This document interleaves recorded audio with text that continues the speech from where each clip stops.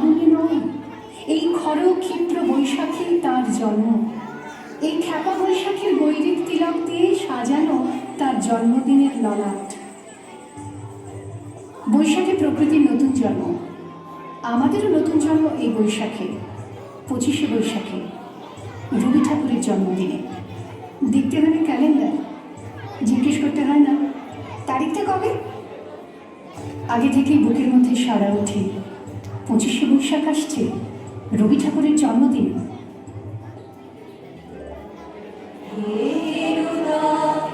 দেখা দি আর জন্মের প্রথম শুভ তোমার প্রকাশ কুহেলিকা করি উদ্ঘাটন সূর্যের মত তোমার প্রকাশ কুহেলিকা করি উদ্ঘাটন সূর্যের মত দেখা দি আর জন্মের প্রথম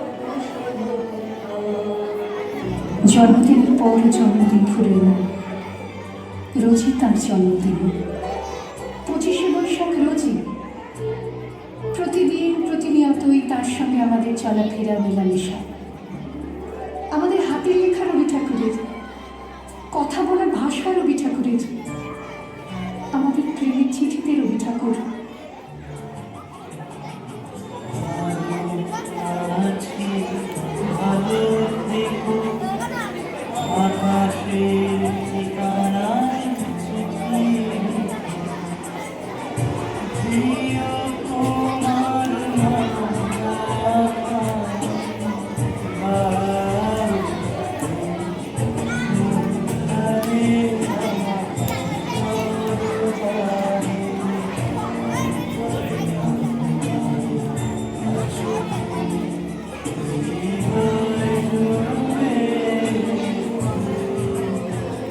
আমাদের সংস্কৃতিকে মাটির কাছাকাছি এগিয়ে নিয়ে যাওয়ার সংকল্পে রবি ঠাকুর, আমাদের সভ্যতাকে দানবের হাত থেকে ছিনিয়ে নেওয়ার সংগ্রামে রবি ঠাকুর।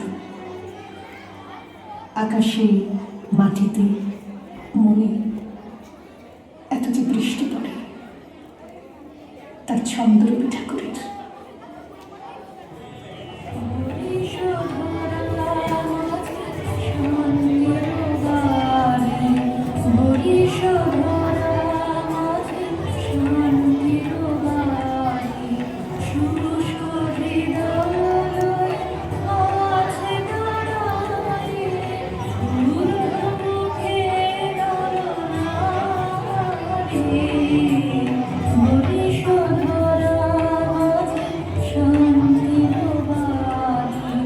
এত যে ফুল ফুটে, তার গন্ধ রবি ঠাকুরের।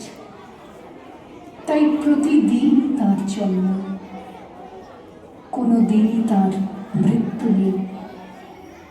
কালের কালা পাহাড়ে সে কোনো দিন যদি ভারতবর্ষ থেকে সমস্ত ঠাকুরের পুজোর প্রদীপ নিভিয়ে দিয়ে যায়, তবু একটি ঠাকুরের বেদি চিরকাল থাকবে মাটির সঙ্গে গাঁথা।